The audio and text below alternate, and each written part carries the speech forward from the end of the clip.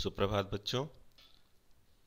हम पहले इससे पढ़ रहे थे जब हिंदी की कक्षाओं में, तो आपको याद होगा कि हम हमारी एक जो पूरक पाठ्य पुस्तक है जिसका नाम है जी अतीत की खोज, है ना। तो अतीत की खोज इसमें हम देख रहे थे जो पंडित जवाहरलाल नेहरू है, ये अपने बीते हुए दिनों की बातों को याद करके और उसके बारे में अब तक अपने जितने भी अनुभव हुए हैं उन सब को लेकर के भारत के बारे में एक कल्पना के रूप में, एक मानो कहानी जैसा उसके इतिहास को लिखने जा रहे हैं। ठीक है। तो उसमें हमने ये भी देख लिया था, एक चैप्टर है तलाश। तलाश के अंदर में भारत के अतीत की झांकी हम ये पढ़ रहे थे, और उस बीच में हमने इस पाठ से बहुत कुछ जाना है कि ये आखिर इनके लिखने का कारण क्या रहा है, कि इनकी प्रेरणा क्या रही है। ये सब ये पहले ही बता चुके हैं। ये जो आप सामने अपने स्क्रीन पर देख रहे हैं ये भी हम पढ़ ही चुके हैं। बीते हुए सालों में मेरे मन में भारत ही भारत रहा है। इस बीच में बराबर उसे समझने और उसके प्रति अपनी प्रतिक्रियाओं का विश्लेषण करने की कोशिश करता रहा हूँ। ये हम पढ़ ही चुके हैं। और अब हम जहाँ से हमने ख़त्म किया था ये पाठ, उसके बाद से हम आगे बढ़ते हैं। ठीक है, तो आगे बढ़ते हैं। ये है आज का पाठ, यहाँ शुरू करेंगे। पंडित जवाहरलाल नेहरू कह रहे हैं, मैं भारत के उत्तर पश्चिम में स्थित सिंधु घाटी में मोहनजोदड़ो के एक टीले पर खड़ा था। भारत के उत्तर पश्चिम में, यानी कि यदि आप भारत का नक्शा देखते हैं तो ऊपर आप जाइए जहाँ हिमालय है, और वहाँ से आप लेफ्ट यानी कि पाकिस्तान के हिस्से में आ जाता है ना। तो उत्तर पश्चिम में मोहनजोदड़ो के एक टीले पर खड़ा था। मेरे चारों तरफ उस प्राचीन नगर के घर और गलियां बिखरी थी जिसका समय 5000 वर्ष पहले बताया जाता है। ये जो पंडित जवाहरलाल नेहरू जी ने ये लिखा है, तो ये जब लिखा है भारत की खोज में ये जो बातें कही गई हैं ये आज़ादी से पहले की है। आज़ादी से पहले कहने का मतलब उस समय भारत और पाकिस्तान अलग अलग नहीं हुए थे। उस समय ये भारत का ही हिस्सा माना जाता था। तो ये जो मोहनजोदड़ो की बात की जा रही है उस समय के तत्कालीन भारत का ही ये हिस्सा रहा है। ठीक है, अभी भले पाकिस्तान में पड़ता है लेकिन ये भारत का हिस्सा रहा है। तो ये कह रहे हैं कि जब मैं भारत के उत्तर पश्चिम में स्थित सिंधु घाटी में मोहनजोदड़ो के एक टीले पर खड़ा था। टीला कहने का मतलब जो रेत से ढका हो या काफ़ी रेत का जैसे पहाड़ नुमा आकृति जो रहती है उसको कहा गया है। तो मेरे चारों तरफ उस प्राचीन नगर के घर और गलियां बिखरी थी। तो जब वो रेत की खुदाई की जाती है, रेत को हटाया जाता है वहाँ से, तो क्या मिला था हमको वहाँ से? एक सिविलाइजेशन हमको वहाँ से प्राप्त हुआ था जिसको सभ्यता भी कहा जाता है। तो वो था सिंधु घाटी सभ्यता। और सिंधु घाटी सभ्यता के जो प्रमुख शहर हैं, प्रमुख शहरों में से एक था कौन? मोहनजोदड़ो। ठीक है। तो मेरे चारों तरफ उस प्राचीन नगर के घर और गलियां बिखरी थी जिसका समय 5000 वर्ष पहले बताया जाता है। यानी कि आज उस समय से जब ये लिखे थे तब से 5000 वर्ष पहले बताया जाता है। तो अभी को लगभग ये 5100 वर्ष हो चुका होगा। ठीक है। तो 5000 वर्ष पहले बताया जाता है। साथ ही यह भी कहा जाता है कि वहाँ एक प्राचीन और पूर्णतः विकसित सभ्यता थी। ये बताया जाता है कि वो जो शहर था वह काफ़ी प्राचीन था, और वहाँ पर के जो सिविलाइजेशन है ना, वो भी काफ़ी पुरानी थी और काफ़ी विकसित भी थी। आज के ज़माने से कहीं ज़्यादा उन्नत थी। पुराने ज़माने में इस प्रकार की कल्पना करना आप शायद ही कल्पना कर पाएंगे इस प्रकार की। तो वो जो है जो शहर है वो आपकी कल्पनाओं से परे है। ये देखिए एक चित्र आपको दिखाई दे रहा है सामने, है ना। इस चित्र के ऊपर फोकस कर रहा हूँ मैं। ये चित्र को आप देखिए। चित्र के नीचे क्या लिखा है? मोहनजोदड़ो की एक नाली और उसका विशाल प्रवेश द्वार। ये देखिए ये नाली। तो आजकल आप जाएंगे शहरों पे अगर जाते हैं, खास करके महानगरों में जाएंगे, तो वहाँ पर गटर कहा जाता है, टनल कहा जाता है इसको। ठीक है, बड़ी बड़ी नालियाँ होती हैं जो शहरों को बसाने के समय में जो लोग थे बसते हुए, उनको इस बात का ध्यान रहा। और बड़ा शहर जो मेगा सिटीज़ बने हैं या फिर महानगर बने हैं उसमें वहाँ के निकासी की व्यवस्था, पानी की निकासी व्यवस्था या कचरा वगैरह जो भी, उसको निकालने के लिए बड़े बड़े टनल या सुरंग टाइप से बनाए गए हैं। क्या बनाए गए हैं? गट्टर बनाए गए हैं। तो ये बात आज से 5000 वर्ष पहले जब मोहनजोदड़ो सभ्यता थी जो शहर था वहाँ भी इस प्रकार की उन्नत व्यवस्था देखी जा सकती है। तो आप इससे समझ सकते हैं कि ये कितना आधुनिक रहा है शहर। तो इनके स्थायी रूप से टिके रहने का कारण है इनका ठेठ भारतीयपन, और यही आधुनिक भारतीय सभ्यता का आधार है।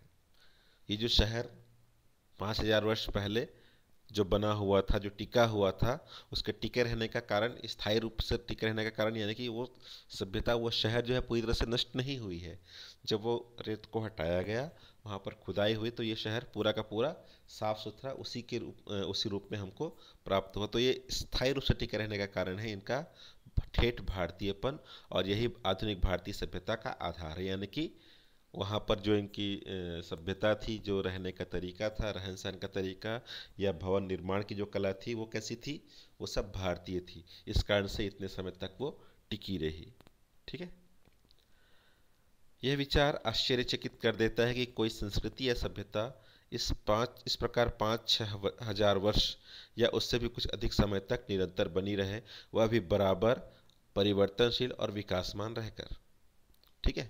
तो ये बिल्कुल आश्चर्य की बात है कि कोई संस्कृति या सभ्यता, यानी कि जिस प्रकार से ये शहर मिला था, इसको देख करके आश्चर्य हो जाता है कि कोई शहर ऐसे 5-6 हजार वर्ष पहले के शहर है ना, तो वो भी इस समय तक बिल्कुल साफ सुथरी बनी रहे, ठीक ठाक बनी रहे, वह भी बराबर परिवर्तनशील और विकासमान रहकर। परिवर्तनशील और विकासमान रहकर कहने का मतलब, इस बीच में कई प्रकार की पीढ़ियां यहाँ पर आई हैं, कई प्रकार के आक्रमण हुए हैं, और उन सब के बावजूद ये शहर बिल्कुल वैसा का वैसा टिका रहा है। ये बात बहुत आश्चर्य करती है लोगों को। फारस, मिस्र, ग्रीस, चीन, अरब, मध्य एशिया और भूमध्य सागर के लोगों से उसका बराबर निकट संपर्क रहा। यद्यपि भारत ने उन्हें प्रभावित किया और स्वयं भी उनसे प्रभावित हुआ, फिर भी उसका सांस्कृतिक आधार इतना मजबूत था कि वह हिला नहीं सका। इस मजबूती का रहस्य क्या है? यानी कि जितने भी आक्रमण होते रहे, फारसी आक्रमण हुए, मिस्र के लोगों ने आक्रमण किया, ग्रीस, चीन, अरब, मध्य एशिया और भूमध्य सागर के लोगों से उसका बराबर निकट संपर्क रहा। यानी कि मोहनजोदड़ो जो सभ्यता आप यहाँ पर सुन रहे हैं, इन सब के लोग वहाँ पर लगातार जुड़े रहे, वहाँ से इनका संपर्क लगातार होता रहा, फिर भी इनको किसी प्रकार का परिवर्तन इसमें नहीं रहा। यद्यपि भारत ने उन्हें प्रभावित किया और स्वयं ही उनसे प्रभावित हुआ, इन लोगों को भारत ने प्रभावित जरूर किया था, और वो भी, भारत भी इनसे प्रभावित हुआ था, फिर भी उसका सांस्कृतिक आधार इतना मजबूत था कि वह हिला नहीं। इस मजबूती का रहस्य क्या है? आखिर ये जो सभ्यता है इतना समय तक टिकी कैसी रही? इसके टिकने का ये रहस्य क्या है, ये बताना चाहते हैं। मैंने भारत का इतिहास और उसके विशाल प्राचीन साहित्य के कुछ अंशों को पढ़ा। मुझ पर विचारों की तेजस्विता, भाषा की स्पष्टता और उसके पीछे सक्रिय मस्तिष्क की समृद्धि ने गहरा प्रभाव डाला। यानी कि जब ये उसके बारे में पढ़ रहे थे, विशाल भारत और प्राचीन जो भारत का इतिहास है उसके बारे में कुछ पढ़ रहे थे, तो यहाँ पर उनके विचारों की, यानी कि जो भी लिखा हुआ था उन विचारों की तेजस्विता, यानी कि काफ़ी प्रभावपूर्ण शैली में लिखा गया था। भाषा की स्पष्टता, बहुत ही स्पष्ट तरीके से लिखा गया था, और उसके पीछे सक्रिय मस्तिष्क की समृद्धि ने गहरा प्रभाव डाला। यानी कि जो भी विचारक रहे हैं उस समय के, उन विचारकों की सोच ने इन पर गहरा प्रभाव डाला है। मैं उन पराक्रमी यात्रियों के साथ भारत की यात्रा की जो सुदूर अतीत में यहाँ चीन तथा पश्चिमी और मध्य एशिया से आए थे और अपनी यात्राओं की दास्तान छोड़ गए थे। चीन से भी कुछ यात्री आए थे, आपने वेन्सांग के बारे में सुना होगा।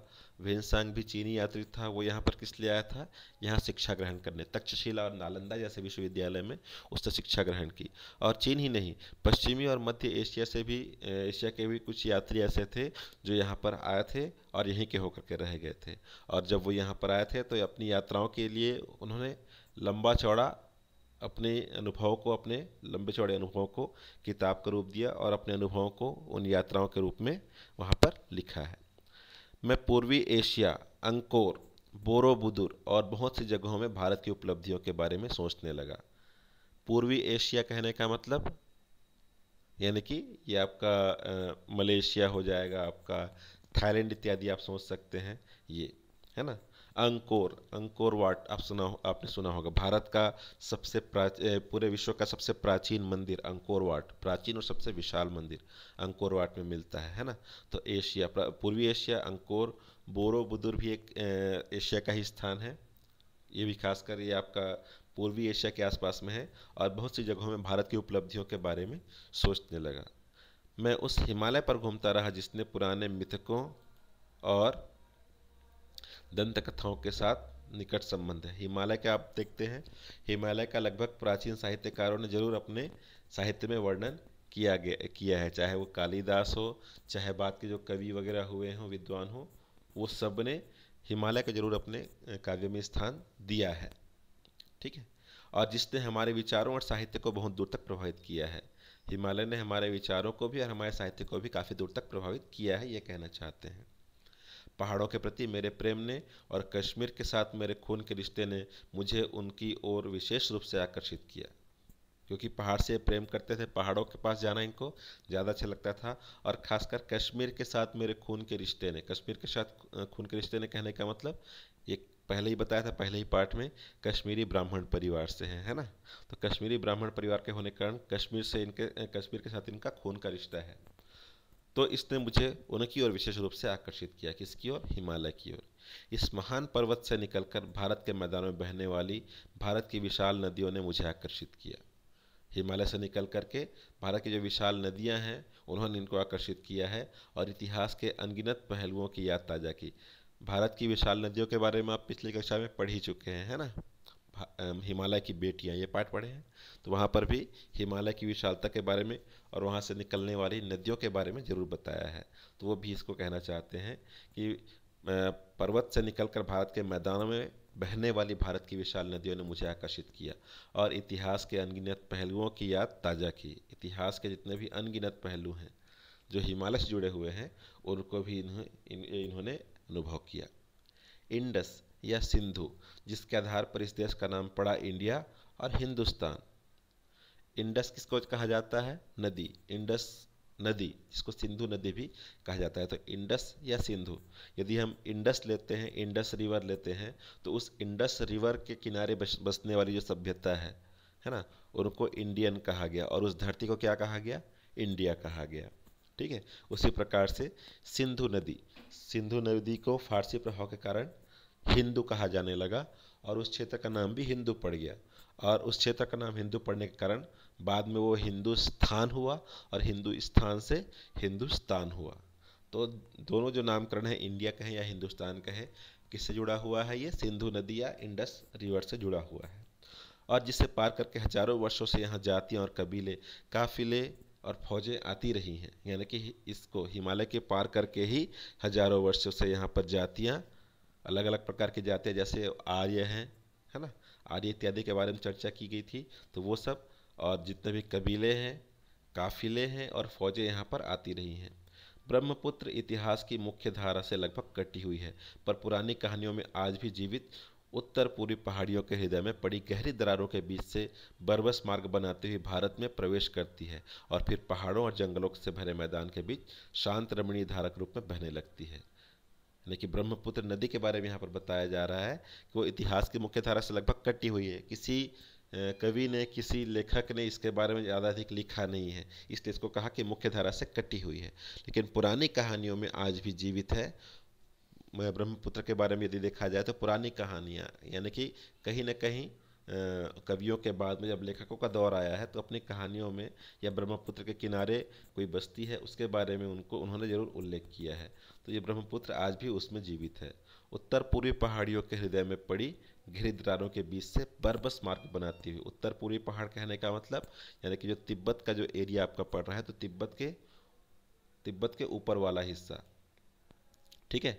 तो तिब्बत के पास वाला ऊपर वाला हिस्सा जो है वो वहाँ पर से ये निकली हुई है। कौन? ब्रह्मपुत्र नदी, जो तिब्बत से बहती हुई भारत में आती है और फिर पहाड़ों और जंगलों से भरे मैदान के बीच शांत रमणीय धारा के रूप में बहने लगती है। फिर पहाड़ों और जंगलों से भरे मैदान के बीच में क्या होती है? ये शांत होकर के बहती है। काफ़ी विशाल नदी है ये। आगे, यमुना, जिसके चारों ओर नृत्य, उत्सव और नाटक से संबद्ध न जाने कितनी पौराणिक कथाएं एकत्र हैं। यमुना के किनारे पर नृत्य, उत्सव और नाटक इत्यादि बहुत सारी पौराणिक कथाएं आपको मिल जाती हैं, चाहे वो भगवान कृष्ण के लीलाओं के बारे में ही क्यों न हो। वो सब कहाँ है? यमुना के किनारे। इन सब से बढ़कर है भारत की नदी गंगा, जिसने इतिहास के आरंभ होने से पहले ही आरंभ से ही भारत के हृदय पर राज किया है। यानी कि गंगा नदी कब से है? इतिहास के आरंभ से ही भारत के हृदय पर राज किया है और लाखों की तादाद में लोगों को अपनी तटों की ओर खींचा है। प्राचीन काल से आधुनिक युग तक गंगा की गाथा भारत की सभ्यता और संस्कृति की कहानी है। ये भी आपने सुना होगा कि अंग्रेज जब यहाँ से कभी जाते थे, भारत से कहीं जाते थे, छुट्टियों के पे जाते थे, या बादशाह अकबर की ही बात करें, वो जब कहीं जाते थे तो अपने साथ में गंगा का पानी जरूर लेकर के चलते थे। क्यों? क्योंकि ये पानी काफ़ी दिनों तक खराब नहीं होता। तो ये भारत के सभ्यता से जुड़ी हुई है, यहाँ की संस्कृति से जुड़ी हुई है, इसलिए वो भारत की नदियों को भी कहते हैं, उल्लेख करते हैं, और ख़ास करके गंगा नदी का यहाँ पर उन्होंने ज़रूर उल्लेख किया है, पंडित जवाहरलाल नेहरू ने। तो धीरे धीरे हम इसी प्रकार से इस पाठ में आगे बढ़ते रहेंगे। ये जो भारत की खोज नामक पुस्तक है, इसके पाठ जो हैं काफ़ी बड़े हैं, और इसको इसी प्रकार से छोटे छोटे अंशों में ही हमको पढ़ना होगा, तभी हमको ये समझ में आएगा। तो फिलहाल आज के लिए इतना ही। इसके आगे की कहानी हम अगली कक्षा में ज़रूर पढ़ेंगे। तो इससे जो जुड़ी हुई जो भी समस्याएं हैं आपकी इस पाठ से, उससे आप ज़रूर पूछ सकते हैं। धन्यवाद।